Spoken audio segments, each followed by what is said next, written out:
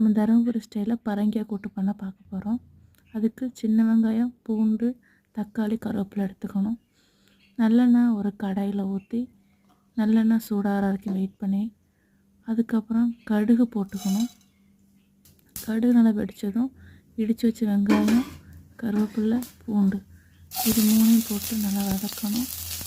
அது நல்லா வதங்கினதுக்கப்புறம் தக்காளி நம்ம கட் பண்ணி 3 தக்காளி கட் பண்ணி வச்சுருக்கோம், அதையும் போட்டு நல்லா ஃப்ரை பண்ணிக்கணும். தக்காளி நல்லா வெந்ததுக்கப்புறம் நாம் ஒரு அவரை விதையும் பரங்கிக்காயும் வச்சுருக்கோம், அதை போட்டு நல்லா ஃப்ரை பண்ணணும். அது நல்லா வதங்கினதுக்கப்புறம் தேவையான உப்பு போட்டுக்கணும். உப்பு நமக்கு தேவையில்ல, கடைசியாக தேவைன்னா போட்டுக்கலாம். இப்போ கொஞ்சமாக போட்டுக்கலாம். அதுக்கப்புறம் 1 ஸ்பூன் மஞ்சள்தூள், 1 ஸ்பூன் கரம் மசாலா, 1 ஸ்பூன் மல்லித்தூள், 2 ஸ்பூன் குழம்பு பொடி போட்டு நல்லா வதக்கிக்கணும்.